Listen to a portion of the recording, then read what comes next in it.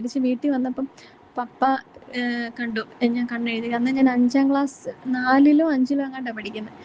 അന്നേരം പപ്പ എന്നെ അന്ന് തൊഴിച്ച് 5ലാണ് ഞാൻ പഠിക്കുന്നത് ഓർത്തോണം. ഇതുകൊണ്ട് തന്നെയാണ് ഞാൻ പറയുന്നത്, പെന്തക്കോസ്ത് എന്ന് പറയുന്നത് ഒരു സൈക്കോളജിക്കൽ ടെററിസം തന്നെയാണ്. ഞാൻ പറഞ്ഞില്ലേ, ടീനേജിലൊക്കെ പാസ്റ്റേഴ്സിനെ വിളിച്ചിട്ട് ഇത് പുരുഷന്മാര് വശീകരണ പിശാച് ദേഹത്തുണ്ട്. വർഷം 2 വർഷവും 1 വർഷമൊക്കെ കഴിയുമ്പോഴത്തേക്കിനും വണ്ടി മാറും. ഒരിക്കൽ ഥാർ മേടിക്കും, പിന്നെ ഇന്നോവ മേടിക്കും. അങ്ങനെ ജീവിക്കുന്ന ദൂർത്തടിച്ച് ജീവിക്കുന്ന ഒരാള് എന്നോട് പറയുക 10,000-2,000 രൂപയുടെ വെള്ളിമാല ഊരി വെക്കണമെന്ന്. ശരിയല്ല എന്ന് അറിഞ്ഞിട്ടും അതിനെതിരെ ഒരു ശബ്ദം ഉയർത്താൻ സാധിക്കാഞ്ഞതിന് നിങ്ങൾ തന്നെ മാപ്പ് പറഞ്ഞു തുടങ്ങണം. ഇത്രയും നാളും സ്വർണം ആഭരണം എന്നൊക്കെ കേട്ടാൽ തിളയ്ക്കണം ചോര നരമ്പുകളിൽ എന്ന് പ്രസംഗിക്കുകയും പഠിപ്പിക്കുകയും ചെയ്തുകൊണ്ടിരുന്ന പാരമ്പര്യ പെന്തക്കോസ്ത് സഭകളുടെ ഇടയിൽ നിന്ന് തന്നെ പാസ്റ്റർ KC ജോൺ എന്ന് പറയുന്ന ഒരു വ്യക്തി പുറത്തേക്ക് വന്ന് ആഭരണ വർജനം എന്നത് അത് ബിബ്ലിക്കൽ അല്ല എന്നൊക്കെ പറഞ്ഞിട്ട് ഒരു വീഡിയോ ചെയ്തിരിക്കുന്നത് ഈയിടെ നിങ്ങളുടെ എല്ലാം ശ്രദ്ധയിൽപ്പെട്ടിട്ടുണ്ടായിരിക്കും. ഇതിലെ വളരെ പ്രസക്തമായിട്ടുള്ളൊരു കാര്യം എന്താണെന്ന് ചോദിച്ചു കഴിഞ്ഞാൽ, ഈ പാസ്റ്റർ KC ജോൺ എന്ന് പറയുന്നത് ഏതോ ഒരു ഊച്ചാളി പാസ്റ്റർ അല്ല ഈ ഒരു പെന്തക്കോസ്ത് സമൂഹത്തിൽ. IPCയിലെ വളരെ ദീർഘവർഷം ജനറൽ പ്രസിഡൻ്റായി വർക്ക് ചെയ്തുകൊണ്ടിരുന്ന ഒരു വ്യക്തിയാണ്. പെന്തക്കോസ്തുകാരുടെ സ്വന്തം ചാനലായ പവർ വിഷൻ്റെ ഫൗണ്ടറാണ്. ഇപ്പോഴും അതിൻ്റെ CEO ആയി തുടരുന്ന ഒരു വ്യക്തിയാണ്. അപ്പോൾ പാരമ്പര്യ പെന്തക്കോസ്ത് സഭകളിലെ വളരെ പ്രസിദ്ധനായ ഒരു നെടുന്തൂണെന്ന് തന്നെ പറയാൻ പറ്റുന്നൊരു വ്യക്തിയാണ് ഇപ്പോൾ ഇതേപോലെ ഒരു കാര്യം പറഞ്ഞിരിക്കുന്നത്. KC ജോൺ പറഞ്ഞിരിക്കുന്ന കാര്യങ്ങൾ ഇനിയും കാണാത്തവരുണ്ടെങ്കിൽ അവരെ ഞാൻ പുള്ളി പറഞ്ഞിരിക്കുന്നത് എന്താണെന്ന് വളരെ വ്യക്തമായിട്ടൊന്ന് കാണിച്ചു തരാം. ആഭരണം ഊരുക എന്നൊരു വ്യവസ്ഥ ഇല്ലായിരുന്നെങ്കിൽ എല്ലാം പെന്തക്കോസ്തിലായിരുന്നു. സഹോദരിമാരാണല്ലോ. അതെ. നമ്മളെ ചരിത്രത്തിൽ നമ്മൾ ചെയ്തൊരു അബദ്ധമായിട്ട് തോന്നുന്നുണ്ടോ? ഇപ്പോഴും വലിയ അബദ്ധമായിരുന്നു, വലിയൊരു അബദ്ധമാണ്. നല്ല ഉദ്ദേശത്തിൽ ചെയ്തതാണ്, പക്ഷേ അത് ഒരുപാട് ആളുകൾ മുമ്പോട്ട് വരാൻ തക്കവണ്ണം തടസ്സമായി തീർന്നു. നമ്മളെ ഒരു കൾട്ടായിട്ട് കാണുകയും ചെയ്തല്ലേ. കൾച്ചറൽ പ്രശ്നം മാത്രമല്ല, അപ്പോസ്തലിക ഉപദേശത്തിലൊന്നും ഇതില്ലല്ലോ. ആഭരണം ഒരു വിഷയമല്ല. പത്രോസ് ആഭരണം ഊരിച്ചെന്ന് പറയുന്നില്ലല്ലോ, ഒരിടത്തും പറയുന്നില്ല. ആകെ ഇവർ പറയുന്ന വെള്ളി പൊന്നു മുതലായ കഴിഞ്ഞ 3 ദിവസത്തെ ഇതുമായിട്ട് ഒരു ബന്ധമില്ലാത്ത ഒരു വിഷയമാണ്, ഒരു വാക്യമാണ്. അങ്ങനത്തെ വാക്യമൊക്കെ എടുത്ത് സ്ഥാപിക്കുന്നു. ഇതിൽ തന്നെ വളരെ വ്യക്തമാണ്, ഈ പെന്തക്കോസ്ത് എന്ന് പറയുന്ന ഒരു വിശ്വാസത്തിന് കൃത്യമായിട്ടൊരു ഏകീകൃതമായിട്ടുള്ള ഒരു ഡോക്ട്രിൻ ഇല്ല. ഇവരുടെ വിശ്വാസം എന്താണെന്ന് ഓരോരോ പാസ്റ്ററിനെ അനുസരിച്ച് മാറിയിരിക്കും. നിങ്ങളുടെ ചുറ്റുമുള്ള ഒരു 10 കിലോമീറ്ററിനുള്ളിൽ 5 പെന്തക്കോസ്ത് സഭകളിൽ പോവുകയാണെങ്കിൽ 5 രീതിയിലായിരിക്കും അവർ ബൈബിളിനെ വ്യാഖ്യാനിക്കുന്നത്. അതുതന്നെയാണ് ഞാനിവിടെ സംസാരിച്ചുകൊണ്ടും ഇരിക്കുന്നത്. ഓരോ പാസ്റ്ററിൻ്റെയും തലയിൽ എന്തുദിക്കുന്നോ അതാണ് അവരുടെ ദൈവവിശ്വാസവും. ഈ ഒരു കാര്യം സംസാരിച്ചിരിക്കുന്ന KC ജോണിനെ ഏറ്റവും കൂടുതൽ തെറി വിളിക്കാൻ പോകുന്നത് പെന്തക്കോസ്തുകാർ തന്നെ ആയിരിക്കും എന്ന കാര്യത്തിൽ യാതൊരുവിധ സംശയമില്ല. നിങ്ങൾ എഴുതി വെച്ചോളൂ. പിന്നീട് ഇതിൽ നല്ല ഉദ്ദേശത്തോടു കൂടിയാണ് ഈ ആഭരണ വർജനം എന്ന ചിന്താഗതിയൊക്കെ ആദ്യം വന്നതെന്ന് പറയുന്നുണ്ട്. എങ്ങനെയാണ് ഈ വിശ്വാസം വന്നതെന്ന് ഇതിൻ്റെ ലേറ്റർ പാർട്ടിൽ ഇവർ തന്നെ പറയുന്നുണ്ട്. അന്നേരം അത് വ്യക്തമായിട്ട് നമുക്ക് കാണാൻ പറ്റും. ഞാൻ പറഞ്ഞു, IPC സഭ എന്താണോ ഇതിൽ വിശ്വസിക്കുന്ന ആ വിശ്വാസം എനിക്കുള്ളത്, വ്യത്യാസമില്ല. പക്ഷെ എനിക്കൊരു സംശയമുണ്ട്. നിങ്ങളിപ്പം വികാസമരാമം തീർത്തു തരാമല്ലോ. ആഭരണം ഉപയോഗിക്കരുതെന്ന് പുതുനിയമത്തിൽ എവിടെയെങ്കിലും കൽപ്പനയുണ്ടോ?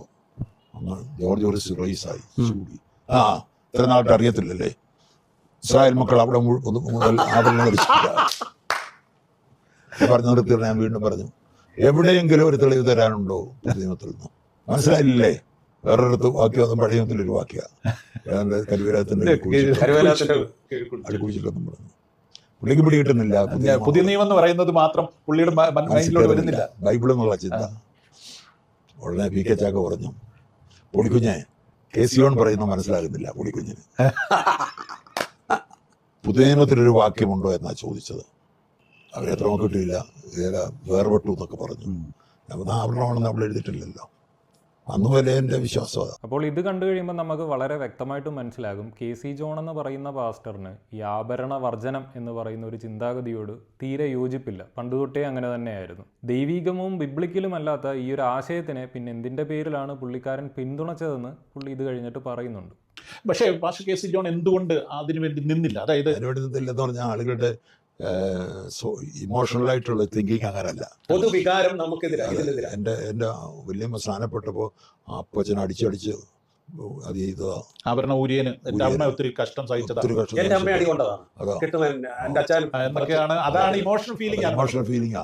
അവിടെ നമ്മൾ അതേ ലംഘനത്തോട്ടെങ്കിൽ വിശ്വാസത്തിന് വേണ്ടി വില കൊടുക്കുന്നതായിട്ടാണ്. ഇവിടെ ഇതിലിരിക്കുന്ന 3 പേരും ഒരേ സ്വരത്തിൽ പറഞ്ഞിട്ടുള്ളൊരു കാര്യമുണ്ട്. ഈ പെന്തക്കോസ്ത് വിശ്വാസത്തിലേക്ക് ആദ്യം വരുന്നത് സ്ത്രീകളാണ്.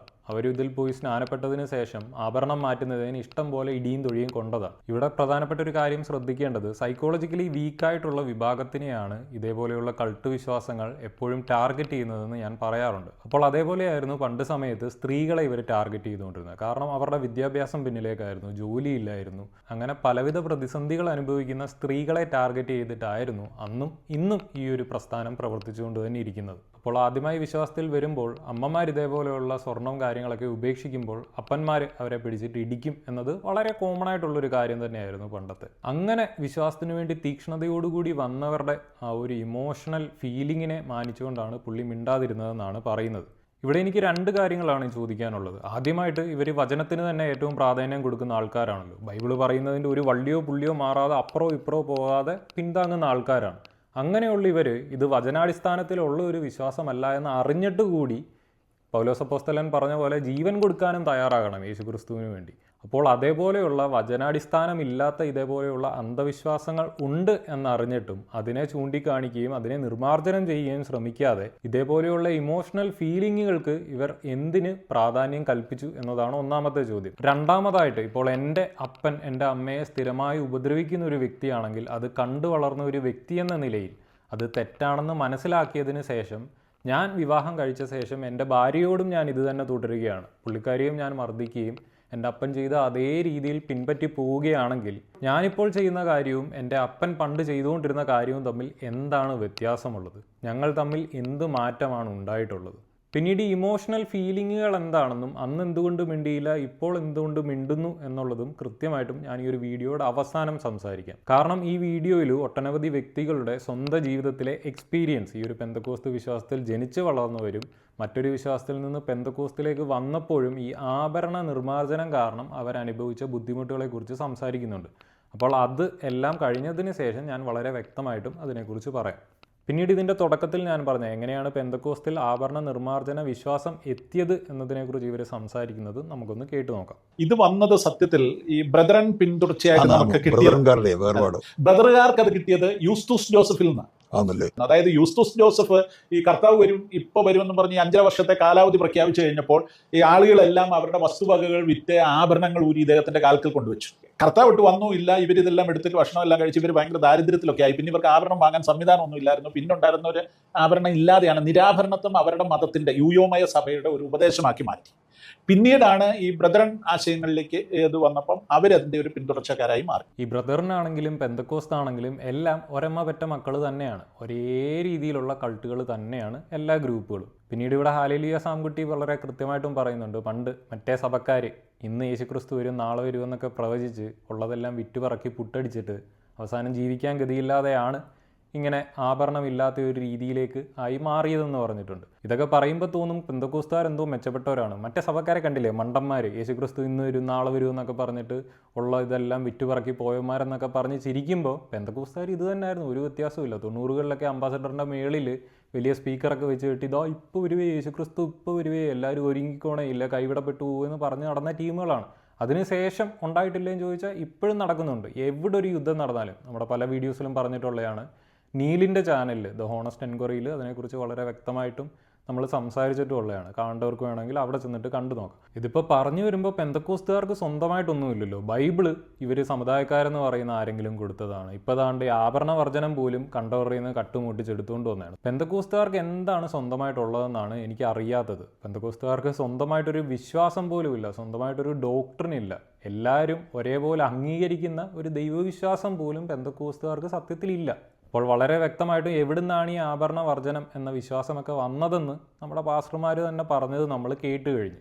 പിന്നീട് ഈ ആഭരണ വർജനത്തിനെ കുറിച്ചിട്ട് എനിക്ക് അമിതമായിട്ട് സംസാരിക്കാൻ കഴിയില്ല. കാരണം ആഭരണം എന്ന് പറയുന്ന ഒരു സാധനത്തിന് എൻ്റെ ജീവിതത്തിൽ അത്ര വലിയ ഇമ്പോർട്ടൻസ് ഒന്നുമില്ല. ഞാനൊരു വിശ്വാസിയായിരുന്നപ്പോൾ ചിന്തിച്ചത് ഈ പെന്തക്കോസ്തിലെ സ്ത്രീകൾക്കും ആഭരണങ്ങളോട് അത്ര വലിയ താല്പര്യമൊന്നുമില്ല. എൻ്റെ ഒരു മൈൻഡ് സെറ്റ് തന്നെ ആയിരിക്കും. കാരണം അവർക്ക് ഓൾറെഡി അറിയാം ഈ ആഭരണം എന്ന് പറയുന്ന അത്ര വലിയ സംഭവമൊന്നുമല്ല, ദൈവത്തിന് ഇഷ്ടമല്ല, അത് ധരിച്ചു കഴിഞ്ഞാൽ നരകത്തിൽ പോകും എന്നൊക്കെയുള്ള ചിന്താഗതി അറിയാവുന്നതുകൊണ്ട് അവർക്കും ഈ ആഭരണങ്ങളോട് വലിയ താല്പര്യമില്ല എന്നാണ്. പക്ഷേ ഇതിൽ നിന്ന് പുറത്തു വന്നതിന് ശേഷം പെന്തക്കോസ്തു ഉപേക്ഷിച്ചതോ അല്ലെങ്കിൽ പെന്തക്കോസ്തിൽ നിൽക്കുന്നവരുമായിട്ട് ഒരു ക്രിട്ടിക്കൽ രീതിയിൽ ഞാൻ സംസാരിക്കാൻ തുടങ്ങിയപ്പോഴാണ് അവരുടെ യഥാർത്ഥമായ ഈ ഒരു ആഭരണത്തിനോടുള്ള സമീപനം എങ്ങനെയാണെന്ന് എനിക്ക് മനസ്സിലായത്. അപ്പോൾ ഇതിനെക്കുറിച്ച് മറ്റൊരു വിശ്വാസത്തിൽ നിന്നും പെന്തക്കോസ്ത് വിശ്വാസത്തിലേക്ക് വന്നവരും പെന്തക്കോസ്ത് വിശ്വാസത്തിൽ തന്നെ ജനിച്ചു വളർന്നവരുമായിട്ടുള്ളവർക്ക് എന്താണ് പറയാനുള്ളതെന്ന് നമുക്കൊന്ന് നോക്കാം. എനിക്കൊരു 12-13 വയസ്സാകുന്ന സമയത്താണ് എൻ്റെ പേരൻസ് പെന്തക്കോസ്തിലോട്ട് പോകുന്നത്. അപ്പം ഞാൻ ചെറുപ്പം മുതലേ ഇച്ചിരി ഇരുണ്ട നിറമാണ്. ഇരുണ്ടെന്ന് വെച്ചാൽ നല്ല കറുത്ത നിറം. അപ്പം നമ്മളെ അപ്പം തൊട്ടേ എല്ലാവരും ഈ കറുപ്പാണ് എന്നുള്ള രീതിയിലുള്ള ഒരുതരം കളിയാക്കൽ, ഒറ്റപ്പെടുത്തൽ, ഇങ്ങനെയൊക്കെ കുടുംബക്കാരുടെ ഇടയിലും മൊത്തത്തിലെ ഒരു ഇതുണ്ട്.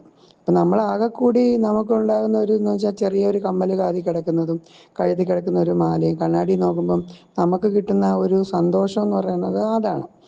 കാണാൻ കൊള്ളത്തില്ലെങ്കിലും ഈ കഴുത്തിലും കാതിലും കിടക്കുമ്പോൾ ഒരു പ്രത്യേകതയുണ്ടല്ലോ. എന്തായാലും ഈ ഒഴിഞ്ഞ കഴുത്തും ഒഴിഞ്ഞ കാതും ഒക്കെ വെളുത്ത് ചുമന്ന് തുടുത്തിരിക്കുന്നവർക്കൊക്കെ ചിലപ്പോൾ കൊള്ളായിരിക്കും. പക്ഷേ എന്നെ സംബന്ധിച്ചിടത്തോളം എനിക്കതൊരു ഇതായിട്ട് തോന്നിയിട്ടുണ്ട്. 9ാം ക്ലാസ് വരെ എൻ്റെ കഴുത്തിൽ ചെറിയൊരു മാലയും കാതിൽ കമ്മലും ഒരു റിങ് കമ്മലും ഒക്കെ ഉണ്ടായിരുന്നു.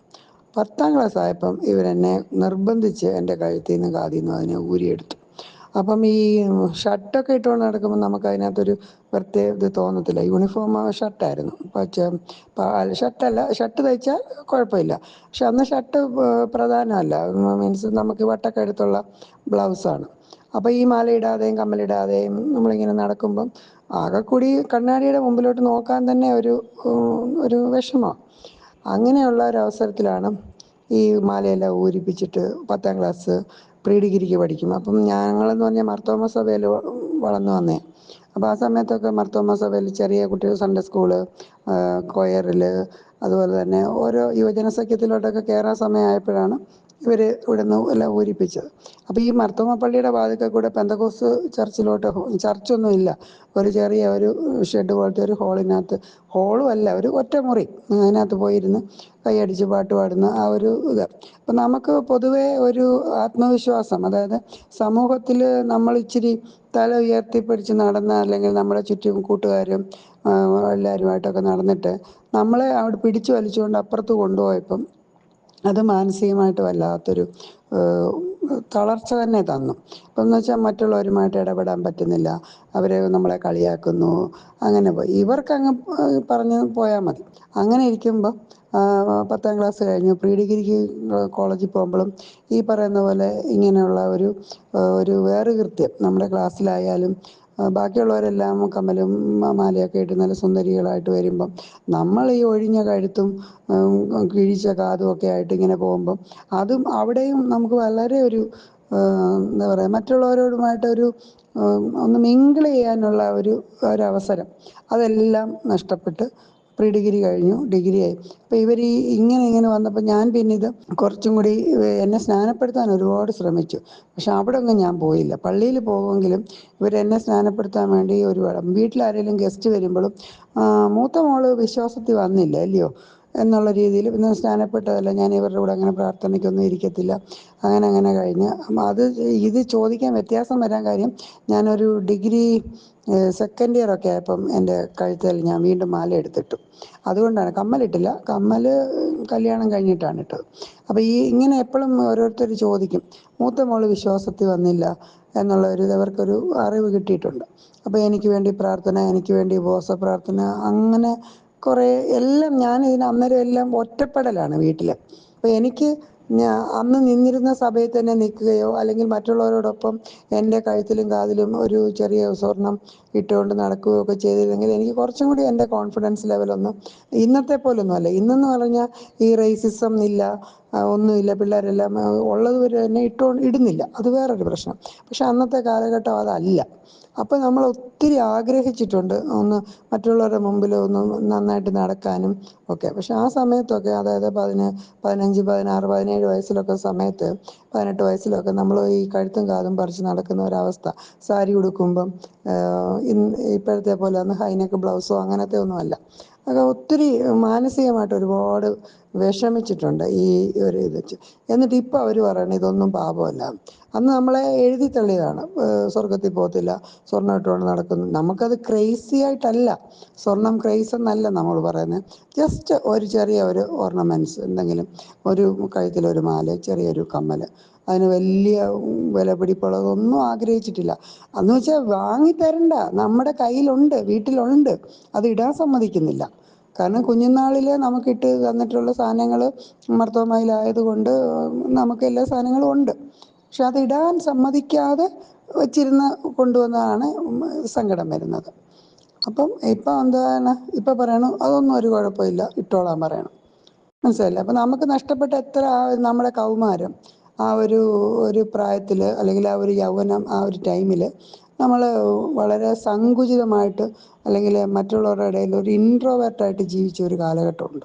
ഇതിൽ വളരെ പ്രധാനപ്പെട്ട പല കാര്യങ്ങളും പുള്ളിക്കാരി പറഞ്ഞിട്ടുണ്ട്. ഇവരുടെ ഈ ഒരു വിശ്വാസത്തിൽ അവരുടെ ഏത് അന്ധവിശ്വാസങ്ങളും കണ്ണടച്ച് നമ്മൾ ഫോളോ ചെയ്തില്ലെങ്കിൽ കുടുംബസഹിതം നമ്മളെ ഒറ്റപ്പെടുത്തുന്ന ഒരു രീതി, നമ്മളെ എങ്ങനെയും ഒറ്റപ്പെടുത്തി മാനസികമായിട്ട് തളർത്തി ദ്രോഹിച്ച് ഏതെല്ലാം തലത്തിൽ നമ്മളെ ബുദ്ധിമുട്ട് അനുഭവിപ്പിക്കാമോ ആ തലത്തിലെല്ലാം ഉപദ്രവിക്കാതെ മാനസികമായിട്ട് എല്ലാ രീതിയിലും നമ്മളെ താറടിച്ച് അവരുടെ ആ ഒരു വിശ്വാസം നമ്മൾ ഫോളോ ചെയ്യുന്നു എന്നവർ ഉറപ്പ് വരുത്തും. ഇതുകൊണ്ട് തന്നെയാണ് ഞാൻ പറയുന്നത് പെന്തക്കോസ്ത് എന്ന് പറയുന്നത് ഒരു സൈക്കോളജിക്കൽ ടെററിസം തന്നെയാണ്. പിന്നീട് പ്രത്യേകിച്ച് പെന്തക്കോസ്തിലെ സ്ത്രീകൾ നേരിടുന്ന ഏറ്റവും വലിയൊരു പ്രശ്നമാണ് ഈ കമ്മലും മാലയും, അല്ലെങ്കിൽ നല്ലൊരു വസ്ത്രം പോലും ധരിക്കാൻ പറ്റാത്തത്. അവരെ കണ്ടു കഴിഞ്ഞാൽ പണ്ടുകാലത്ത് ഇന്ത്യയിലുണ്ടായിരുന്ന ഈ ഒരു വിധവകൾ എങ്ങനെ വസ്ത്രം ധരിക്കണം എന്ന് പറയുന്നതിന് സമാനമായിട്ടാണ്. പ്ലെയിനായിട്ടുള്ള ഒരു വസ്ത്രം, അതിൻ്റെ കൂടെ കമ്മലും മാല ഒന്നുമില്ലാതെ ഒരു വിധവയ്ക്ക് സമാനമായിട്ടാണ് ഒരു പെന്തക്കോസ്തിലെ സ്ത്രീ ജീവിച്ചുകൊണ്ടിരിക്കുന്നത്. ഇത് ഏറ്റവും കൂടുതൽ അഫക്റ്റ് ചെയ്യുന്നത് കുട്ടികൾക്കാണ്, പ്രത്യേകിച്ചും പെൺകുട്ടികൾക്ക്. കാരണം അവരെയാണ് നമ്മൾക്ക് നോട്ടീസ് ചെയ്യാൻ പറ്റുന്നത്. ആൺകുട്ടികൾ കമ്മലും മാലയൊന്നും ഇട്ടില്ലെങ്കിലും ആരും ശ്രദ്ധിക്കാൻ പോകുന്നില്ല. നേരെ മറിച്ച് പെൺകുട്ടികൾ ഒരു പ്രായത്തിന് ശേഷവും കമ്മൽ, മാല, പൊട്ടുപോലെയുള്ള കാര്യങ്ങൾ ഇട്ടില്ലെങ്കിൽ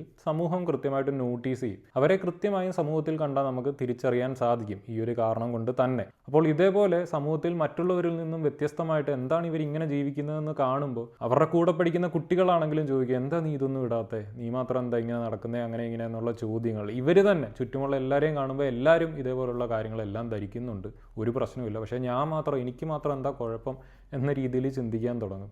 അതുമാത്രമല്ലാതെ ഇപ്പം ടീച്ചർമാരായിക്കോട്ടെ, മാതാപിതാക്കളായിക്കോട്ടെ, എല്ലാവരും ഇങ്ങനെ ചോദിക്കും, എന്താ മോള് മാത്രം എന്താ ഇങ്ങനെ ഇടാത്തത് എന്നുള്ള ചോദ്യങ്ങൾ. അപ്പോൾ ഇതൊക്കെ കേട്ടാണ് സമൂഹത്തിൽ ഇവർ മാത്രം ഒരു ഒറ്റപ്പെട്ട ഫീലിങ്ങിലാണ് വളർന്നു വരുന്നത്. അത് വലിയ രീതിയിൽ ഇവരെ ബാധിക്കുന്നുണ്ട്. പല വിശ്വാസി മാതാപിതാക്കളും വിചാരിക്കുന്നത് ഇതൊക്കെ പിള്ളേർക്കങ്ങ് ഇഷ്ടമാണ്, പിള്ളേർക്ക് ഇതൊന്നും വേണ്ട, ഇവർ ഈ ഒരു ലോകത്തിനെയൊക്കെ ത്യജിച്ചങ്ങ് ദൈവത്തിന് വേണ്ടിയിട്ട് സന്തോഷത്തോടുകൂടി ജീവിക്കുകയാണെന്നാണ് വിചാരിക്കുക. ഞാനും അങ്ങനെയാണ് വിചാരിച്ചുകൊണ്ടിരുന്നത്. ഈ ഒരു കൾട്ടിൽ നിന്നും പുറത്തിറങ്ങിയതിന് ശേഷം ഇതിലെ പല സ്ത്രീകളുമായിട്ടും ഞാൻ സംസാരിക്കാൻ തുടങ്ങിയപ്പോൾ എന്താണ് നിങ്ങളുടെ യഥാർത്ഥമായിട്ടുള്ള സ്ത്രീ എന്ന നിലയിൽ നിങ്ങൾ അനുഭവിക്കുന്ന പ്രശ്നങ്ങൾ എന്നൊക്കെ ചോദിച്ചറിയാൻ തുടങ്ങിയപ്പോൾ പല കാര്യങ്ങളും ഞാൻ ഇതുപോലെ അറിയാൻ തുടങ്ങി. പിന്നീട് വളരെ പ്രസക്തമായിട്ടുള്ളൊരു കാര്യമാണ് പുള്ളിക്കാരി അവസാനം പറഞ്ഞു നിർത്തിയിരിക്കുന്നത്. നിങ്ങൾ ഇത്രയും കാലം ഞങ്ങളെ ഇങ്ങനെ ചാപ്പ് കുത്തിയും നിങ്ങൾ മോശപ്പെട്ടവരാണ്, നരകത്തിൽ പോകുന്നവരാണ്, സാത്താനാണെന്നൊക്കെ പറഞ്ഞ് നടന്നവർ ഇത് ബൈബിളിലില്ല, ദൈവശാസ്ത്രീയമല്ല, ഒരു കുഴപ്പമില്ല, നിങ്ങൾക്ക് എല്ലാവർക്കും ആഭരണമൊക്കെ ധരിച്ചോളൂ എന്നൊക്കെ പറയുമ്പോൾ ഇത് അനുഭവിച്ച ആ ഒരു ട്രോമയിലൂടെയൊക്കെ കടന്നു പോയ വ്യക്തികളോട് നിങ്ങൾക്ക് എന്താണ് പറയാനുള്ളത്? ഈ പെന്തക്കോസ്തിലെ കുട്ടികൾക്ക് ഓർണമെന്റ്സ് ധരിക്കാൻ ഇഷ്ടമല്ല എന്നുള്ളത് അവരുടെ പാരൻസ് മുദ്രയിട്ട് വെച്ചിരിക്കുന്ന ഒരു നിയമമാണ്. അവരങ്ങനെ പറഞ്ഞ് നടക്കത്തുള്ളൂ. കുട്ടികൾ ആരെങ്കിലും ഞങ്ങൾക്ക് ഇഷ്ടമല്ല എന്ന് പറയുന്നുണ്ടോ എന്ന് എനിക്കറിയത്തില്ല. പക്ഷേ ഈ പാരൻസ് ആയിരിക്കും മറ്റുള്ളവരോട് പറഞ്ഞത്. ഇപ്പം ചിലപ്പോൾ ഇവരുടെ ക്ലാസ്സിലെ കുട്ടികളുടെ, അതായത് ഇവരുടെ ഫ്രണ്ട്സിൻ്റെ അമ്മമാരൊക്കെ സംസാരിക്കുമ്പോൾ, അയ്യോ ഇവർക്ക് ഇങ്ങനെ ഓർണമെന്റ്സ് ഒന്നും ധരിക്കാൻ ഇഷ്ടമല്ലേ എന്ന് ചോദിക്കുമ്പോൾ ഈ പാരൻസ് ആയിരിക്കും പറയുന്നത്, അവർക്ക് അങ്ങനെ ഇഷ്ടമൊന്നുമില്ല. പക്ഷെ അങ്ങനെ അല്ല. ഇപ്പം എൻ്റെ കാര്യം എടുക്കുകയാണെങ്കിൽ ഒരു ടീനേജ് ഒക്കെ ആയപ്പോഴേക്കും എനിക്കിത് ഓർണമെന്റ്സ് വേണം എന്നുള്ള ആഗ്രഹം ഭയങ്കരമായിട്ട് കൂടി വന്നു. എൻ്റെ അമ്മയപ്പം എപ്പോഴും പറയുന്നത് ലൗകികമായിട്ടുള്ള ചിന്തയാണ്. പാസ്റ്റർമാരെയൊക്കെ വിളിച്ച് തലയിൽ കൈവച്ച് പ്രാർത്ഥിപ്പിച്ചിട്ടുണ്ടായിരുന്നു. ലോകമോഹങ്ങളിൽ പെട്ട് വിരണ്ട് നടക്കുക, ഞാൻ നടക്കും. ഇങ്ങനെ ടീനേജിലൊക്കെ ഞാൻ കേൾക്കുന്ന സംഭവമാണ്. അപ്പം എൻ്റെ അപ്പയും അമ്മയും പോകുന്ന ചോദിച്ചിലാണെങ്കിലും എനിക്ക് കുറേ ഫ്രണ്ട്സ് ഉണ്ട് എന്നൊക്കെ പറയുന്നത്. അവരോട് ഞാൻ പേഴ്സണലി ചോദിക്കാറുണ്ട്, നിനക്ക് സത്യം പറ, നിനക്ക് കമ്മലിടാൻ ഇഷ്ടമില്ലേ? അപ്പോൾ അവർ പറയും കമ്മലിടാൻ ഇഷ്ടമുണ്ട്. മനസ്സിലായോ? അത് മറ്റൊരു പുരുഷനെ ആകർഷിപ്പിക്കാനുള്ളതെന്നുള്ള രീതിയിൽ ക്രോഡീകരിച്ചിട്ട്, ഞാൻ പറഞ്ഞില്ലേ ടീനേജിലൊക്കെ പാസ്റ്റേഴ്സിനെ വിളിച്ചിട്ട് ഇത് പുരുഷന്മാർ പ്രേരണയല്ലല്ലോ, വശീകരണം വശീകരണ പിശാച് ദേഹത്തുണ്ട് എന്നൊക്കെ പറഞ്ഞു. എന്നെ സംബന്ധിച്ച് ഞാൻ വളരെ ഇൻട്രോവേർട്ട് ആയിട്ടുള്ള, കാരണം ചെറുപ്പം മുതലേ ഈ ആണുങ്ങൾ മിസ്യൂസ് ചെയ്യും എന്നുള്ളതാണ് നമ്മളെയൊക്കെ പഠിപ്പിക്കുന്നത്. അതുകൊണ്ട് എനിക്ക് ആ ഒരു വിഭാഗത്തോട് വളരെ ഭയത്തോടു കൂടി കണ്ടിരുന്ന ഒരാളായിരുന്നു. ഞാൻ ജോലിക്കൊക്കെ കയറിയതിന് ശേഷമാണ് ഈ ആൺകുട്ടികൾ വളരെ ഫ്രണ്ട്ലിയാണ്, നമുക്കൊരാവശ്യം വന്നാൽ അവർ നമുക്ക് അത്യാവശ്യമാണ് എന്നുള്ളതൊക്കെ, അവരെ നമുക്ക് കാമുകനായിട്ടോ ഫ്രണ്ടായിട്ടോ മാത്രം നമുക്കൊരു ബ്രദറായിട്ടും കാണാൻ സാധിക്കും. അവർ മിസ്യൂസ് ചെയ്യുന്ന ആളുകളല്ല. ഇപ്പോൾ സ്ത്രീകളിൽ മിസ്യൂസേഴ്സ് ഒരുപാടുണ്ട്, അബ്യൂസ് ചെയ്യുന്ന ആളുകൾ എത്രയോ ഉണ്ട്. സോഷ്യൽ മീഡിയ തുറന്നു കഴിഞ്ഞാൽ മനസ്സിലാവും, നമ്മുടെ ചുറ്റുവട്ടത്ത് മനസ്സിലാവും. പല രീതിയിൽ അബ്യൂസ് ചെയ്യുന്ന ആളുകളുണ്ട്, പുരുഷന്മാരും ഉണ്ട്. അപ്പം ഇത് ഒരു പുരുഷൻ എന്നൊരു ലിംഗത്തിലേക്ക് മാത്രം മാറുന്നില്ല. ഇത് പെന്തക്കോസ്ത് വിശ്വാസത്തിൽ തന്നെ ജനിച്ചു വളർന്ന ഒരു വ്യക്തി സംസാരിച്ചതാണ് നമ്മൾ ഈ കേട്ടത്. പുള്ളിക്കാരിയുടെ ഒപ്പീനിയനും പുള്ളിക്കാരുടെ സഭയിലുള്ള മറ്റ് 2 പെൺകുട്ടികളുടെ ഒപ്പീനിയനോടെ, അവരുടെ പേര് പറഞ്ഞിരിക്കുന്നതുകൊണ്ടാണ് ഞാൻ അവിടെ ബീപ്പ് ചെയ്തത്. അപ്പോൾ ഇവർക്കെല്ലാം കൃത്യമായും ആഭരണം ധരിക്കണമെന്ന് അതിയായ ആഗ്രഹമുണ്ട്. പക്ഷേ ഇങ്ങനെ വിരട്ടിയും വിലപേശിയും നരകവും തീപ്പൊയ്കയൊക്കെ കാണിച്ച് പേടിപ്പിച്ചും നിങ്ങളിങ്ങനെ അവരെ വരുതിയിൽ നിർത്താൻ ശ്രമിക്കുന്നത് കൊണ്ടാണ് അവരത് ഉപയോഗിക്കാതിരിക്കുന്നത്. അല്ലാതെ അവരുടെ സ്വന്തം ചോയ്സോ സ്വന്തം ഇഷ്ടം കൊണ്ടോ അല്ല. ഇസ്ലാമിലെ സ്ത്രീകൾക്ക് എങ്ങനെയാണോ പടുത അവരുടെ ഒരു ചോയ്സായി മാറിയത്, അതേപോലെ തന്നെയാണ് ആഭരണവർജനം പെന്തക്കോസ്ത് സ്ത്രീകളുടെ ചോയ്സായി മാറിയത്. ചോയ്സേ അല്ല, നിങ്ങൾ അടിച്ചേൽപ്പിച്ചിരിക്കുന്ന ഒരു കാര്യം മാത്രമാണ്. എൻ്റെ ചെറുപ്പത്തിൽ എനിക്ക് ഓർണമെൻറ്റ്സ് ഒക്കെ ഇടാൻ ഭയങ്കര താല്പര്യമായിരുന്നു. അതിൻ്റെ മെയിൻ റീസൺ എന്ന് വെച്ചാൽ എൻ്റെ അമ്മച്ചി ഓർണമെൻറ്റ്സ് ഒക്കെ ഇടുമായിരുന്നു. അപ്പോൾ അത് കാണുമ്പോൾ എനിക്ക് ഭയങ്കര ആഗ്രഹമായിരുന്നു, എൻ്റെ അമ്മച്ചി ഇടുന്നുണ്ട്, എനിക്ക് ഇടാൻ പറ്റുന്നില്ലല്ലോ. പിന്നെ എൻ്റെ മമ്മിയുടെ പഴയ ഫോട്ടോ ഒക്കെ നോക്കുമ്പോൾ അതിനകത്ത് മമ്മി മാലയും കമ്മലും വളയൊക്കെ ഇട്ടിട്ട്, അപ്പോൾ എനിക്ക് ഭയങ്കര ജലസി ആയിരുന്നു.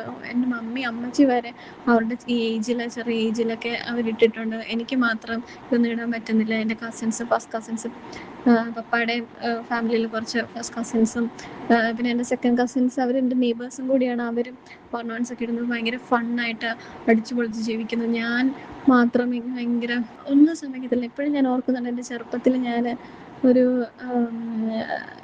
ഒരു ഡാൻസിന് പാർട്ടിസിപ്പേറ്റ് ചെയ്തു സ്കൂളിൽ. അന്നേരം കണ്ണെഴുതിയത് തിരിച്ചു വന്നപ്പോൾ ഇത് ഈ കണ്ണൊക്കെ എഴുതിക്കണം വായിക്കാൻ നോക്കിയിട്ടൊന്നും കംപ്ലീറ്റ് ആയിട്ടത് പോയില്ല. അപ്പം തിരിച്ച് വീട്ടിൽ വന്നപ്പം പപ്പ കണ്ടു ഞാൻ കണ്ണെഴുതി. അന്ന് ഞാൻ 5ാം ക്ലാസ് 4ലോ 5ലോ അങ്ങാണ്ടാണ് പഠിക്കുന്നത്. അന്നേരം പപ്പ എന്നെ അന്ന് തൊഴിച്ച് 5ലാണ് ഞാൻ പഠിക്കുന്നത് ഓർത്തോണം. ഈ ഓർണമെൻറ്റ്സ് ഇടുന്നതോ അല്ലെങ്കിൽ കണ്ണ് എഴുതുന്നതൊക്കെ എന്തോ ഒരു കൊലപാതകം ചെയ്ത തെറ്റ് പോലെയാണ് ഈ പെന്തക്കോസ്തുകാർ കാണുന്നത്. അപ്പോൾ നമ്മളെങ്ങാനും വല്ലൊരു മാലയോ വല്ല ഇട്ട ആരെങ്കിലും കണ്ട ഉടനെ ചോദിക്കുന്നു, ഓ നീ പെന്തക്കോസ്തുകാരിയല്ലേ, നീ ഇതിനകത്തല്ലേ ജനിച്ചു വളർന്നേ, നീ ഇങ്ങനെയൊക്കെ ഇതൊക്കെ തെറ്റല്ലേ, നമ്മളെന്തോ നരകത്തിൽ കൊണ്ടിടും, നമ്മളങ്ങ് ഭയങ്കര പേടിപ്പിച്ച് നമ്മളെ അങ്ങ് ഭയങ്കര ഇതാക്കുമായിരുന്നു. എന്നാലും ഞാനിങ്ങനെ എന്തെങ്കിലുമൊക്കെ ഇതുപോലത്തെ ഇങ്ങനെ സ്കൂളിലെ പരിപാടി വരുമ്പോഴൊക്കെ ഫ്രണ്ട്സിൻ്റെ ഒക്കെ വാങ്ങിച്ചിടുമായിരുന്നു.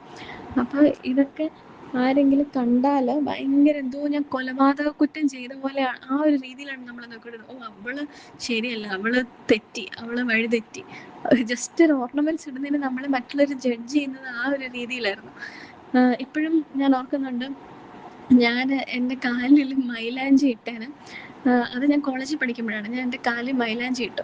എന്നിട്ട് ഞാൻ ചർച്ചിൽ ചെന്നപ്പം ഈ പാസ്റ്റർ എല്ലാവരുടെ മുമ്പിൽ വെച്ച് എൻ്റെ കാലൊന്ന് ആലോചിച്ച്, ഒരു പെണ്ണാണ്, ഒരു 18 വയസ്സ് കഴിഞ്ഞൊരു പെണ്ണാണ്. ആ പെണ്ണിൻ്റെ കാല് ഈ പാസ്റ്റർ ബാക്കി എല്ലാവരുടെ മുമ്പിൽ വെച്ച് മൈലാഞ്ചി ഇട്ടത് എല്ലാവരെയും കാണിക്കുക, എല്ലാവരും കാണട്ടെ എന്ന് പറഞ്ഞു. ആ ഒരു ടൈമിൽ എനിക്ക് റിയാക്ട് ചെയ്യാൻ പറ്റിയില്ല. ഞാനും ഷോക്ക്ഡായിരുന്നു, കാരണം പുള്ളി ഇങ്ങനെ ചെയ്യുമെന്ന് ഞാൻ ഒരിക്കലും വിചാരിച്ചില്ല. അപ്പം ആ ഒരു രീതിയിലാണ് ഈ ഓർണമെൻറ്റ്സ് ഒക്കെ ഇടുന്നത് അവർ കാണുന്നത്, എന്തോ വലിയ കൊലപാതകം കുറ്റം ചെയ്തു എന്നൊക്കെ. പിന്നീട് ഞാൻ വലുതായി കഴിഞ്ഞാൽ എനിക്ക് ബൈബിൾ തന്നെ വായിച്ച് നോക്കിയപ്പോൾ മനസ്സിലായി, അതിനകത്ത് എവിടെയും പറയുന്നില്ല ഓർണമെൻറ്റ്സ് ഇടരുതെന്ന്. അല്ല, പക്ഷെ ഇടുന്നതിനെ അനുകൂലിച്ചാണ് പല വാക്യങ്ങളും നമുക്ക് കാണാൻ പറ്റുന്നത്. മണവാളൻ തലപ്പാവിനാലും മണവാട്ടി ആഭരണങ്ങളാലും തന്നെ അലങ്കരിക്കുന്നു, അങ്ങനെ ഒരുപാട് വാക്യങ്ങളുണ്ട്. എന്താ ഇത് അന്ത്യനാളിൽ ഇത് വലിച്ചെറിയുന്നൊരു സമയം വരും, അപ്പോൾ അതുവരെ ഉപയോഗിക്കുന്നുണ്ടല്ലേ അത് വലിച്ചെറിയുന്നത്. അതുപോലെ തന്നെ ബൈബിളിൽ വീണ്ടും പറയുന്നുണ്ട്, കൃപാവരം നിന്ന് പോവും, ഭാഷാവരം മാറിപ്പോവും. അത് പറയുന്നത് എന്ന് വെച്ചിട്ട് അത് മാറിപ്പോവുമെന്ന് പറഞ്ഞിട്ട് അതുള്ളതുകൊണ്ടല്ലേ അത് മാറിപ്പോവും എന്ന് പറയുന്നത്. അത് അന്ന് വരെ നിലവിലുള്ളതുകൊണ്ടല്ലേ. അപ്പം അതൊക്കെ വായിച്ചു നോക്കിയപ്പോൾ എനിക്ക് മനസ്സിലായി, ഇതിനകത്തൊന്നും ഇതൊക്കെ ഇവർ തന്നെ ഉണ്ടാക്കിയൊരു റൂൾസാണ്. ഇത് ഞാൻ ഞങ്ങളുടെ പാസ്റ്ററിനോട് തന്നെ ചോദിച്ചിട്ടുണ്ട് എന്തുകൊണ്ടാണ് ഇതൊന്നും ഉപയോഗിക്കാൻ പാടില്ലാത്തത്. അപ്പോൾ പറയുന്നത് അത് മറ്റുള്ളവരെ അട്രാക്റ്റ് ചെയ്യും, പിന്നെ നമ്മൾ ലോകമോഹമാണ് അതൊക്കെ, അതിട്ട് കഴിഞ്ഞാൽ എന്തിനാണ്, ദൈവം തന്ന ഭംഗി മതിയല്ലോ. അങ്ങനെയാണെങ്കിൽ ദൈവം തന്ന ഭംഗി നമ്മൾ എന്തിനാണ് മുടി വെട്ടിക്കളയുന്നത്? ദൈവമല്ലേ നമുക്ക് മുടി തന്ന, ആണുങ്ങൾ എന്തിനാണ് മുടി വെട്ടിക്കളയുന്നത്?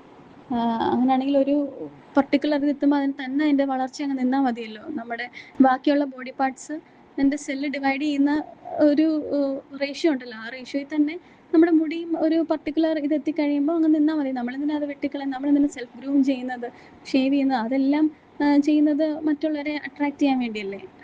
അല്ലെങ്കിൽ ദൈവം തന്നല്ലേ ഇതൊക്കെ. അതൊക്കെ എന്തിനാണ് നമ്മളത് കൈകടത്തി അതിനകത്ത് മോഡിഫിക്കേഷൻസ് ഒക്കെ ചെയ്യുന്നത്? അപ്പോൾ അത് പറഞ്ഞിട്ട് കാര്യമില്ല. അത് തന്നെയല്ല ഈ പറയുന്ന ആൾക്കാർ വില കൂടിയ വാച്ച് ധരിക്കുന്നത്, വില കൂടിയ ഹാൻഡ് ബാഗ്, ചെരുപ്പ്, ഡ്രസ്സ്, എത്ര ഓരോ കല്യാണത്തിനൊക്കെ എത്ര ലക്ഷം രൂപ വിലയുള്ള ഡ്രസ്സുകളാണ് ഈ പെന്തക്കോസ്തുകാർ ഇടുന്നത്. അപ്പോൾ അതൊക്കെ ലക്ഷറി അല്ലേ? അവർക്ക് ഈ ഓർണമെന്റ്സ് ഒഴിച്ച് ബാക്കി എല്ലാ ലക്ഷറീസും ഉണ്ട്. അപ്പോൾ ഇതിനകത്ത് ഒരു കാര്യവുമില്ല, വെറുതെ ഇതിനകത്ത് വെറുതെയാണ് എന്നെനിക്ക് പിന്നീട് മനസ്സിലായി. ഇപ്പം ഞാൻ ആരും പറയുന്നത് മൈൻഡ് ചെയ്യാറില്ല. ഇവിടെ സംസാരിച്ചിരിക്കുന്ന വ്യക്തിയും ജനിച്ചു വളർന്നത് പെന്തക്കോസ്ത് വിശ്വാസത്തിൽ തന്നെയാണ്. ജസ്റ്റ് ഒന്ന് ആലോചിച്ച് നോക്കുക, 4ാം ക്ലാസ്സിലോ 5ാം ക്ലാസ്സിലോ മാത്രം പഠിക്കുന്ന ഒരു കുട്ടിയെ കണ്ണെഴുതി എന്നൊരൊറ്റ കാരണം കൊണ്ട് അങ്ങനെ ഉപദ്രവിക്കുന്ന ഒരു പിതാവിനെ കുറിച്ച്. എന്തുകൊണ്ടാണ് പുള്ളിക്കാരൻ ഇങ്ങനെ ഉപദ്രവിക്കുന്നത്? ഈ ഒരു കൾട്ട് വിശ്വാസം, ഈ ഒരു മതാന്ധത എന്ന് പറയുന്ന കാര്യം അദ്ദേഹത്തിൻ്റെ തലച്ചോറിലേക്ക് കുത്തി നിറച്ച് കൊടുത്തിരിക്കുകയാണ്. പിന്നീട് പ്രത്യേകിച്ചും പറയുകയാണെങ്കിൽ ഈ പെന്തക്കോസ്ത് വിശ്വാസികളെന്ന് പറയുന്നത് 24/7 ഒരു ബൈനോക്കുലറും പിടിച്ച് അപ്പുറത്തേവൻ്റെ വീട്ടിൽ എന്ത് നടക്കുന്നു നോക്കി വിധിക്കാനായി, ജഡ്ജ് ചെയ്യാനായിട്ടിരിക്കുന്ന ആളുകളാണ് ഓരോ പെന്തക്കോസ്ത് വിശ്വാസി. അതേപോലുള്ള ആളുകൾ അടങ്ങുന്ന ഒരു സൊസൈറ്റിയിൽ ജീവിക്കുമ്പോൾ ഇവർ ഓരോ നിമിഷവും പേടിയിലാണ് ജീവിക്കുന്നത്. ഇവരെ അപ്പുറത്തെ വീട്ടിൽ എന്താണ് നടക്കുന്നത് നോക്കിക്കൊണ്ടിരിക്കുക. അപ്പോൾ അപ്പുറത്തെ വീട്ടിലവൻ ഇങ്ങോട്ടും നോക്കുന്നുണ്ട്. എൻ്റെ മക്കളുടെ ഭാഗത്തുനിന്ന് എന്തെങ്കിലും വന്നു കഴിഞ്ഞാൽ നാളെ അപ്പുറത്തവൻ കൊട്ടി ഘോഷിച്ചുകൊണ്ട് നടക്കും. ഈ പേടി കാരണമാണ് മക്കളെ ഇത്രയും ടോർച്ചറിലൂടെ നടത്തിയിട്ട് ഈ വിശ്വാസം ഫോളോ ചെയ്യാൻ ഇവർ പ്രേരിതരായി മാറുന്നത്. പിന്നീട് പുള്ളിക്കാരി ഇവിടെ വളരെ വ്യക്തമായിട്ടും പറഞ്ഞിട്ടുണ്ട്, ലോകത്തിൻ്റെ പാപവും മോഹവും ഒന്നും നമുക്ക് വേണ്ട, നമുക്ക് ദൈവത്തിൻ്റെ പരലോകത്തെ ദൈവത്തിനെ നോക്കി മാത്രം മുന്നിലേക്ക് പോകാം, മെറ്റീരിയലായിട്ടുള്ള ഒരു സാധനവും വേണ്ടെന്ന് പറയുന്നവർ ഏറ്റവും കൂടിയ കാറുകൾ എടുക്കും, കോടികളുടെ വീടുകൾ വെക്കും, അതിൽ ഏറ്റവും ബെസ്റ്റ് അപ്ലയൻസസ്, ഏറ്റവും ടോപ്പ് നോച്ച് ഇലക്ട്രോണിക് ഗാഡ്ജറ്റ്സ് ഇവരുടെ കയ്യിൽ കാണും, ഏറ്റവും ബെസ്റ്റ് സ്മാർട്ട് വാച്ച്, ഏറ്റവും ബെസ്റ്റ് ഐഫോൺ തന്നെ ഇവർ പോക്കറ്റിൽ ഇങ്ങനെ തള്ളി 3 ക്യാമറ കണ്ണുകളോട് കൂടി വെച്ചുകൊണ്ട് നടക്കും, ഏറ്റവും വലിയ വില കൂടിയ പേനകൾ ഉപയോഗിക്കും, സ്വർണം പാപമായ ഒരു ഗോൾഡിൻ്റെ കടാഖടിയൻ വാച്ചുകൾ ഉപയോഗിക്കും, പല്ല് വെക്കുമ്പോൾ ഗോൾഡിൻ്റെ പല്ലുകൾ വെക്കും. അപ്പോൾ ഒരു ഭാഗത്ത് ഈ ഒരു ചെറിയ സാധനം മാത്രം ഉപേക്ഷിച്ചിട്ട് ബാക്കി എല്ലാ കാര്യങ്ങളും ഇവർക്ക് ചെയ്യാം. പക്ഷേ കഴുത്തിലോ കാതിലോ എന്തെങ്കിലും ചെറിയൊരു കിണുങ്ങാമണി സാധനം ഇട്ട് കഴിഞ്ഞാൽ അവരെല്ലാം പാവികളായി, സാത്താനായി, വൃത്തികെട്ടവരായി, മോശപ്പെട്ടവരായി, വ്യഭിചരിക്കാൻ പോകുന്നവരായി, ആണുങ്ങളെ വലയിലാക്കാൻ നടക്കുന്നവരായി, ഈ രീതിയിൽ പ്രസംഗിക്കുന്ന നാണം കെട്ട ഒരു സമൂഹം. എനിക്ക് തോന്നുന്നു ഇതെല്ലാം മുൻകൂട്ടി കണ്ടുകൊണ്ടാണ് നമ്മുടെ ദീർഘദൃഷ്ടിയായ പൗലോസ് അപ്പോസ്തലൻ പണ്ടേ പറഞ്ഞിട്ടുള്ളത്, സ്ത്രീകൾ മൗനമായി ഇരിപ്പാനല്ലാതെ ഉപദേശിക്കാനോ അല്ലെങ്കിൽ സഭയിൽ ശബ്ദമുയർത്താനോ ഒന്നിനും ഞാൻ അവരെ അനുവദിച്ചിട്ടില്ല എന്ന് പുള്ളിക്കാരൻ പണ്ടേ പറഞ്ഞത് ഈ ഒരു കാര്യമൊക്കെ മുൻകൂട്ടി കണ്ടുകൊണ്ടാണ്. കണ്ടില്ലേ, പഠിപ്പും വിവരമൊക്കെ വെച്ച് കഴിഞ്ഞപ്പോൾ സ്ത്രീകൾ കാണേണ്ട മണിമണിയായിട്ട് ചോദ്യങ്ങൾ ചോദിക്കുന്നു, ഉത്തരം മുട്ടിയിട്ട് ഇവിടുത്തെ പാട്രിയാർക്കൽ അമ്മാവന്മാർക്ക് നിക്കപ്രതിയില്ലാത്തൊരു സ്റ്റേജിലേക്ക് എത്തിയിരിക്കുന്നു. ഇതൊക്കെ പുള്ളി മുൻകൂട്ടി കണ്ടു. അതുകൊണ്ടാണ് നമ്മൾ ബൈബിൾ പോലെയുള്ള കൊച്ചു പുസ്തകങ്ങളിൽ ഇതേപോലെയുള്ള കാര്യങ്ങൾ പാടില്ല, സ്ത്രീകൾ ഇങ്ങനെ ആയിരിക്കണമെന്നൊക്കെ എഴുതി വെച്ചിരിക്കുന്നത്. കാരണം സ്ത്രീകൾ ശബ്ദം ഉയർത്തി കഴിഞ്ഞാൽ, അവർ ചോദ്യം ചോദിക്കാൻ തുടങ്ങിക്കഴിഞ്ഞാൽ ഇവർ കെട്ടിപ്പടുത്ത് വെച്ചിരിക്കുന്ന ഈ പാട്രിയാർക്കൽ ചീട്ടുകൊട്ടാരം വീണുടഞ്ഞു പോകുമെന്ന് എല്ലാവരെക്കാൾ നന്നായിട്ട് ഇതൊക്കെ എഴുതി ഉണ്ടാക്കിയ ആളുകൾക്ക് തന്നെ അറിയാം.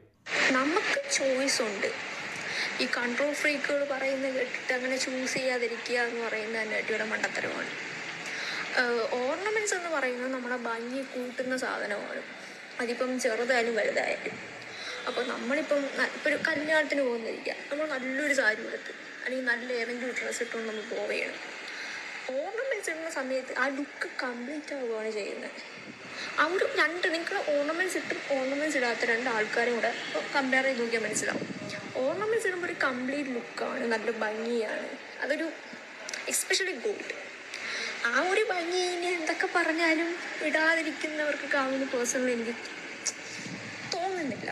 ഇത്രയും ഉള്ളൂ. വളരെ സിമ്പിളായിട്ട് ഒരു വ്യക്തിയുടെ സ്വതന്ത്രമായിട്ടുള്ള ചോയ്സിനെയാണ് നിങ്ങൾ ഇത്രയും നാൾ ഹനിച്ചുകൊണ്ടിരുന്നത്. വിശ്വാസം എന്ന പേരിൽ ഇതേപോലെയുള്ള ഒറ്റപ്പെടുത്തലുകളും സൈക്കോളജിക്കൽ ഉപദ്രവങ്ങളും കാരണം നിങ്ങൾ ഹനിച്ചുകൊണ്ടിരുന്നത് അവരുടെ അവകാശങ്ങളെയാണ്. ഇനി സംസാരിക്കാൻ പോകുന്നത് നമ്മുടെ ചാനലിൽ തന്നെ പലപ്പോഴായി വന്ന് സംസാരിച്ചിട്ടുള്ള ഡോക്ടർ എബ്രഹാം ജേക്കബാണ്. ഞാൻ സ്വർണ്ണ വിട്ടെന്ന് പറഞ്ഞിട്ട് എൻ്റെ പെങ്ങളുടെ എന്താ പറയുന്നത് കല്യാണോറപ്പ് നടത്തത്തില്ല എന്ന് ഭീഷണിപ്പെടുത്തിയ ഒരു അസിസ്റ്റന്റ് പാസ്റ്റർ എൻ്റെ ചർച്ചിലുണ്ടായിരുന്നു. പാസ്റ്റർ അന്ന് വരാൻ പറ്റത്തില്ല എന്ന് പറഞ്ഞു. അസിസ്റ്റന്റ് പാസ്റ്റർ എന്നെ വിരട്ടിയിട്ടുണ്ട്. എന്നിട്ട് എന്നെ കുറെ ഉപദേശിക്കാൻ ശ്രമിച്ചു, എല്ലാം ശ്രമിച്ചു. പക്ഷേ അത് നടന്നില്ല. എൻ്റെ കസിനൊക്കെ മർത്തോമക്കാരാ, അവർ വന്നിട്ട് പറഞ്ഞു ഇവൻ നടക്കുന്ന അവർക്ക് പിന്നെ അദ്ദേഹം എന്നൊന്നും പറയേണ്ട കാര്യമില്ലല്ലോ, ഇവൻ നടക്കുന്ന വഴിയൊക്കെ എനിക്കറിയാം, ഞങ്ങളുടെ അവിടെയൊക്കെ വന്ന് നടക്കുന്ന വഴി. കാരണം നല്ല പേരൊന്നും അല്ല, പക്ഷെ നമ്മൾ സ്വർണം ഒഴിയണം, നമ്മളെല്ലാം ഒഴിയണം. വർഷാവർഷം 2 വർഷവും 1 വർഷമൊക്കെ കഴിയുമ്പോഴത്തേക്കിനും വണ്ടി മാറും. ഒരിക്കൽ ഥാർ മേടിക്കും, പിന്നെ ഇന്നോവ മേടിക്കും. അങ്ങനെ ജീവിക്കുന്ന ദൂർത്തടിച്ച് ജീവിക്കുന്ന ഒരാള് എന്നോട് പറയുക 10,000-2,000 രൂപയുടെ വെള്ളിമാല ഊരി വെക്കണമെന്ന്. എൻ്റെ കസിൻ എന്നോട് പറഞ്ഞ എന്താണെന്ന് അറിയാം, ഞാൻ എൻ്റെ സ്വർണ്ണമാല നിങ്ങൾക്ക് തരാം, ഇത് ഇട്ടിട്ടുള്ള കല്യാണം ഉറപ്പൊക്കെ നടത്തിയാൽ മതി. അപ്പം ഇങ്ങനെയാണ് ഇവർ പ്രഷർ ഉണ്ടാക്കുന്നത് നമ്മുടെ പേര്. എൻ്റെ പേര് പറഞ്ഞു, ജേക്കബിൻ്റെ വീട്ടിൽ നടന്ന കാര്യമെന്ന് പറയാമല്ലോ, ഒരു കുഴപ്പമില്ല, ഞാൻ പറയാൻ തയ്യാറാണ്. കാരണം ഇപ്പം ഇവർ കൈ ഒഴിയുമ്പോൾ ഉണ്ടല്ലോ എനിക്ക് ഭയങ്കര സങ്കടമാണ് തോന്നുന്നത്. കാരണം എൻ്റെ പെങ്ങളൊക്കെ അനുഭവിച്ചാണ്, ഞാൻ അനുഭവിച്ച പെങ്ങളൊക്കെ ഇനി പോട്ടി, ഞാൻ അനുഭവിച്ചു, എൻ്റെ പെങ്ങളും അനുഭവിച്ചിട്ടുണ്ട്. ഇപ്പോഴും ഒരു ഓണപരിപാടിക്ക് ഓഫീസിൽ മുല്ലപ്പൂ ഇട്ട ഉടനെ ജാതി മാറിയോ, അതാ ഇതാ നിൻ്റെ വല്യപ്പനൊക്കെ എങ്ങനെ നടന്ന ഞങ്ങൾക്കറിയാവുന്ന സഭയിൽ കുടിച്ചിട്ട് വോയിസ് മെസ്സേജ് അയക്കുന്ന അച്ചായന്മാരുണ്ട് സ്ത്രീകൾക്ക്. അപ്പം ഇതൊരു ടോക്സിക് ഒരു ഇതാണ്, മനസ്സിലായോ, സിസ്റ്റമാണ്. വ്യക്തമായിട്ടും കേട്ടല്ലോ, സ്ത്രീകൾക്ക് മാത്രമല്ല ഒരു പുരുഷന് പോലും എത്രത്തോളം ടോർച്ചറാണ് ഇതിൽ നിന്ന് അനുഭവിക്കേണ്ടി വരുന്നത്. അത് പുരുഷന് ഇത്രയും മേൽക്കോയ്മയുള്ളൊരു വിശ്വാസത്തിൽ സ്ത്രീകൾക്കപ്പോൾ എത്രത്തോളം ബുദ്ധിമുട്ടുണ്ടായിരിക്കും എന്ന കാര്യം ജസ്റ്റ് നിങ്ങൾക്കൊന്ന് ഇമാജിൻ ചെയ്യാൻ പറ്റുന്നത് മാത്രമേ ഉള്ളൂ. ഈ കാര്യത്തെക്കുറിച്ച് ഓപ്പണായി സംസാരിക്കാൻ ബുദ്ധിമുട്ടില്ലാത്ത കുറച്ച് ആളുകൾ അയച്ചു തന്ന ഓഡിയോസ് മാത്രമാണ്. ഒട്ടനവധി ആളുകൾ ഇതിലും മോശപ്പെട്ട അനുഭവങ്ങൾ ഷെയർ ചെയ്തിട്ടുണ്ട്. നമ്മളുടെ കമ്മ്യൂണിറ്റി കോൾസ് കാര്യങ്ങൾ നടക്കുമ്പോൾ അതിൽ കൃത്യമായിട്ടും അവരുടെ എക്സ്പീരിയൻസസ് പറയാറുണ്ട്. താലിമാല എന്നൊക്കെ പറയുന്നത്, പ്രത്യേകിച്ച് ഹിന്ദുമത വിശ്വാസത്തിൽ നിന്ന് വരുന്നവർക്കൊക്കെ ഈ താലി എന്നൊക്കെ പറയുന്നത് അവർക്ക് ഭയങ്കര ദൈവീകമായിട്ടുള്ള ഡിവൈനായിട്ട് തോന്നുന്ന സാധനങ്ങളൊക്കെയാണ്. കമ്മൽമാല, പൊട്ട്, ഇതേപോലെയുള്ള കാര്യങ്ങളൊക്കെ ഊരിയാൽ തന്നെ ഈ താലി അത് ഊരാൻ പലർക്കും പലപ്പോഴും ബുദ്ധിമുട്ടുണ്ടാകാറാണ്. അതുമാത്രം അവർ അവസാനമായിട്ട് അവശേഷിപ്പിക്കും. അങ്ങനെയുള്ള സാഹചര്യങ്ങളിൽ അവരെ ഇത് ഊരിപ്പിക്കാനായിട്ട് പേടിപ്പിക്കുന്ന, അതായത് ഇങ്ങനെ പണ്ട് ഇതേപോലെ എനിക്കറിയാവുന്നൊരു സഹോദരി നമ്മളെത്ര പറഞ്ഞിട്ടും ദൈവം കോപിക്കും എന്നൊക്കെ പറഞ്ഞിട്ടും കേൾക്കാതെ നടന്നു. അവസാനം അവരുടെ ഭർത്താവ് വണ്ടി കയറി ചതഞ്ഞരഞ്ഞ് എന്നൊക്കെ പറഞ്ഞിട്ട് നമ്മളെക്കാൾ നമുക്ക് ഏറ്റവും കൂടുതൽ ബുദ്ധിമുട്ട് തോന്നുന്നത് നമ്മളുടെ ഭർത്താവിനോ മക്കൾക്കോ ഒക്കെ എന്തെങ്കിലും സംഭവിക്കുമ്പോഴാണ്. ഇങ്ങനെ പേടിപ്പിച്ച് വിരട്ടി ഊരിക്കുന്നത് ഇന്നും വളരെ സർവ്വസാധാരണമായിട്ട് നടന്നുകൊണ്ടിരിക്കുന്ന ഒരു കാര്യം തന്നെയാണ് ഈ ഒരു പെന്തക്കോസ്ത് കൾട്ടിനകത്ത്. പിന്നീട് ഓരോ വ്യക്തിയും അതിനകത്ത് പറഞ്ഞിട്ടുള്ളതാണ് എങ്ങനെയാണ് ഇവരിതിനെതിരെ നിൽക്കുന്നവരെ നേരിടുക എന്നുള്ളത്. അവരെ ഐസൊലേറ്റ് ചെയ്തു, ഒറ്റപ്പെടുത്തി, അവരെ മാനസികമായി തളർത്തി, അവരെ നാണം കെടുത്തി. അതിൽ 2 പേര് വളരെ കൃത്യമായിട്ടും അത് പറഞ്ഞിട്ടുണ്ട്. അതിലൊരാളുടെ തലയിൽ കൈവച്ചിട്ട് വശീകരിക്കാനുള്ള ആത്മാവ്, വശീകരണത്തിൻ്റെ, ആണുങ്ങളെ വശീകരിക്കാൻ നടക്കുന്നതിൻ്റെ ആത്മാവാണ് നിൻ്റെ ഉള്ളിൽ.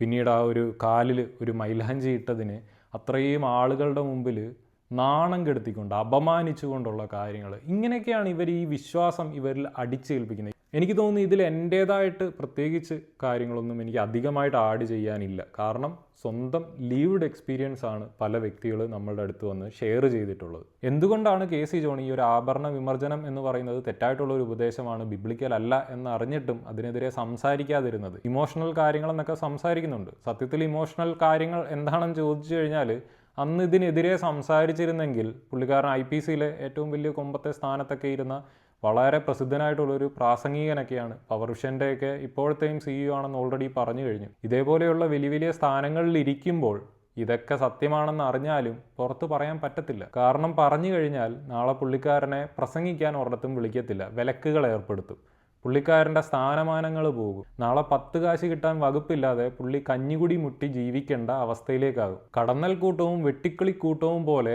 ആ ഒരു മനുഷ്യനെ ആജീവനാന്തത്തേക്ക് നശിപ്പിച്ചു കളയും. പിന്നീട് എന്തുകൊണ്ടാണ് ഇപ്പോൾ ഈ വൈകാരിക വിശ്വാസങ്ങളെയൊക്കെ കണ്ടില്ല എന്ന് നടിച്ച് പുള്ളി സംസാരിക്കുന്നതെന്ന് ചോദിച്ചു കഴിഞ്ഞാൽ പുള്ളിക്ക് പ്രായമായി. പുള്ളിക്ക് ഈ പെന്തക്കോസ്തിൽ നിന്നുകൊണ്ട് നേടാൻ പറ്റുന്നതെല്ലാം നേടിക്കഴിഞ്ഞു. ഇനിയിപ്പോൾ പ്രത്യേകിച്ച് സ്ഥാനമാനങ്ങളൊന്നും കിട്ടാൻ പോകുന്നില്ല, പ്രായമായി കഴിഞ്ഞു. IPCയിലോ എവിടെയോ പുള്ളിക്ക് ഇനിയും പ്രത്യേകിച്ച് സ്ഥാനമാനങ്ങളൊന്നും കിട്ടാൻ പോകുന്നില്ല. കിട്ടാനുള്ളതെല്ലാം ജീവിതത്തിൽ നേടിക്കഴിഞ്ഞു. ഇനിയിപ്പോൾ ആരെന്ത് ചെയ്താൽ എന്താ, ആരെന്നെ മുടക്കിയാൽ എന്താ, എനിക്ക് നിൻ്റെ ഒന്നും യാതൊരുവിധ സാധനവും വേണ്ട, എനിക്ക് ആവശ്യത്തിന് സേവിങ്സ് എൻ്റെ ബാങ്കിൽ കിടപ്പുണ്ട്, അല്ലെങ്കിൽ എൻ്റെ മക്കളൊക്കെ രക്ഷപ്പെട്ടു എന്നൊരു നിലയിൽ എത്തിക്കഴിയുമ്പോൾ ആർക്കും ഇങ്ങോട്ടൊന്നും സംസാരിക്കാം.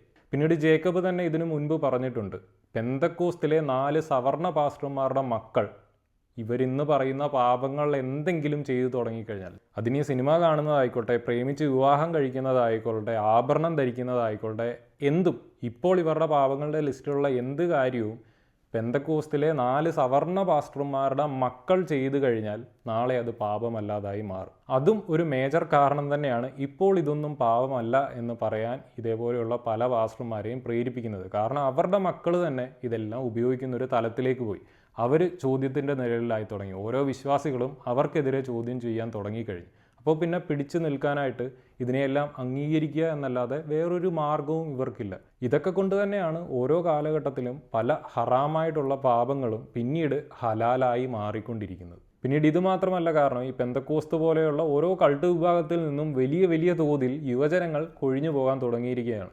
അതിൻ്റെ കാരണം മറ്റൊന്നുമല്ല, ഇവിടെ സംസാരിച്ചിരിക്കുന്ന എക്സ്ട്രീംലി പാട്രിയാർക്കലായിട്ടുള്ള ഈ ഒരു പെന്തക്കോസ്റ്റൽ കമ്മ്യൂണിറ്റിയിൽ നിന്ന് വന്നിരിക്കുന്ന സ്ത്രീകൾ തന്നെ എത്രത്തോളം ബോധവൽക്കരിക്കപ്പെട്ടു, എത്രത്തോളം അറിവ് നേടിയെന്നുള്ളത് ഈ ഓഡിയോസ് കേട്ട് കഴിയുമ്പോൾ നമുക്ക് മനസ്സിലാവും. ഇത് തന്നെ പുള്ളിക്കാരനും അവിടെ നിന്ന് സംസാരിക്കുന്നുണ്ട്. ഇപ്പോൾ എനിക്ക് തോന്നുന്നു എല്ലാവർക്കും ഇതൊക്കെ മനസ്സിലായെന്ന് തോന്നുന്നല്ലേ. അപ്പോൾ എല്ലാവർക്കും കാര്യങ്ങളെല്ലാം മനസ്സിലായി. പണ്ടത്തെ പോലെ നമുക്കിനി ഇവരെ ഇങ്ങനെ പറ്റിച്ച് ജീവിക്കാൻ നടക്കത്തില്ല. അപ്പോൾ പിന്നെ നമുക്ക് കുറച്ചൊന്ന് അയഞ്ഞേക്കാം. പണ്ട് കാലത്ത് ഈ മരുന്നെടുക്കുന്നത് ഏറ്റവും വലിയ തെറ്റായിരുന്നു. മരുന്നെടുക്കുന്നവരെയൊക്കെ മുടക്കിയിരുത്തുക, ഇതേപോലെയുള്ള ഐസൊലേഷനൊക്കെ നടത്തിയിട്ട് അവരെ ആശുപത്രി വിടുന്നതിൽ നിന്ന് തടയുന്ന ഒരു പ്രതിഭാസം പണ്ടുണ്ടായിരുന്നു.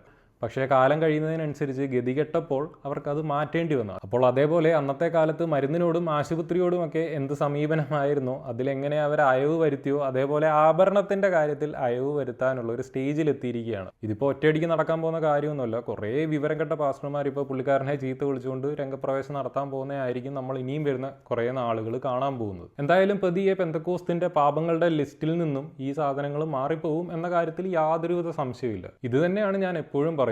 നാടോടുന്നതിൻ്റെ സൈഡിൽ കൂടെ പോലും ഓടാതെ നാട്ടുകാരെല്ലാം ഓടി എവിടെയോ പോയി രക്ഷപ്പെട്ട് കഴിയുമ്പോൾ വളരെ വർഷങ്ങൾക്ക് ശേഷം ഞങ്ങൾ കാട്ടിലായി പോയി എന്ന ഒരു ലേറ്റ് റിയലൈസേഷനുമായിട്ട് പെയ്യെ എഴഞ്ഞ് കാട്ടിൽ നിന്ന് ഇങ്ങനെ തപ്പിത്തടഞ്ഞ് നാട് തേടി പോകുന്ന ഒരവസ്ഥയാണ് നമ്മളിപ്പോൾ ഇവിടെ കണ്ടുകൊണ്ടിരിക്കുന്നത്. ഇതിലാദ്യം സംസാരിച്ചിരിക്കുന്ന വ്യക്തി പറഞ്ഞിരിക്കുന്നത് പോലെ തന്നെ അവരുടെ നല്ല കാലങ്ങൾ മുഴുവൻ ഇത് പാപമാണ്, ദോഷമാണ്, നിങ്ങൾ നരകത്തിൽ പോകും എന്നൊക്കെ പറഞ്ഞ് വിരട്ടിയും വീട്ടുകാരെ തമ്മിൽ വെറുപ്പിച്ചും എല്ലാ രീതിയിലും അവരുടെ ജീവിതം നരകമാക്കി തീർത്തതിന് എന്ത് ഉത്തരവാദിത്തമാണ് നിങ്ങൾക്ക് പറയാനുള്ളത്?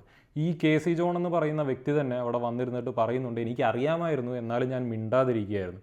ഇത് പറയുമ്പോൾ പോലും അയാൾ അതിനൊരു ക്ഷമ ചോദിക്കുന്ന ഒരു പരിപാടി നമുക്ക് കാണാനേ സാധിക്കുന്നില്ല. നമ്മൾ ഈ ഇടയ്ക്ക് കൂടി കണ്ടതാണ് കത്തോലിക്ക സഭയുടെ പോപ്പ് അടിമത്തത്തിനെതിരെ കൃത്യമായ ശബ്ദം കത്തോലിക്ക സഭ ഉയർത്തേണ്ട സമയത്ത് ഉയർത്തിയില്ല എന്ന പേരിൽ മാപ്പ് ചോദിച്ചത്. അതേപോലെ പെന്തക്കോസ്ത് വിശ്വാസികളുടെ ജീവിതം നിങ്ങളുടെ ഇതേപോലെ അനാവശ്യമായ കാർക്കശമായ നിയമങ്ങൾ കാരണം ദുരിതത്തിലാക്കിയിട്ടുണ്ട്. പലരെയും നിങ്ങൾ ദ്രോഹിച്ചിട്ടുണ്ട് എന്ന കാര്യത്തിന് യാതൊരുവിധ സംശയമില്ല. ഇതിന് കൃത്യമായി പെന്തക്കോസ്ത് സമൂഹം അതിലെ വിശ്വാസികളോട് മാപ്പ് ചോദിക്കുക തന്നെ വേണം. KC ജോണിനെ പോലെ ഒരാൾ തന്നെ അതിന് തുടക്കം വെക്കണം എന്നാണ് എനിക്ക് പറയാനുള്ളത്. കാരണം ഇത് ശരിയല്ല എന്ന് മുൻകൂട്ടി അറിഞ്ഞൊരു വ്യക്തി, അത്രയും വലിയൊരു പവർ പൊസിഷനിൽ ഇരുന്നൊരു വ്യക്തി, അത് അറിഞ്ഞിട്ടുകൂടി മനുഷ്യരുടെ ജീവിതം ഈ ഒരു വിശ്വാസം കാരണം ദുസ്സഹമാകുന്നുണ്ടെന്ന് തിരിച്ചറിവുണ്ടായിട്ടും അതിനെതിരെ ഒരു വിരലനക്കാതിരുന്ന ഒരു മനുഷ്യൻ, അയാൾ തന്നെ ഇതിനെ അപലപിച്ചുകൊണ്ട് ആദ്യമായി ക്ഷമാപണം നടത്തണം എന്ന് തന്നെയാണ് എനിക്ക് പറയാനുള്ളത്. ഇവിടെ വന്നിരുന്ന് അങ്ങനെയായിരുന്നു ഇങ്ങനെയായിരുന്നു ഇത് ശരിയല്ല എന്ന് പറഞ്ഞതുകൊണ്ട് കാര്യമില്ല. ഇത് ശരിയല്ല എന്ന് അറിഞ്ഞിട്ടും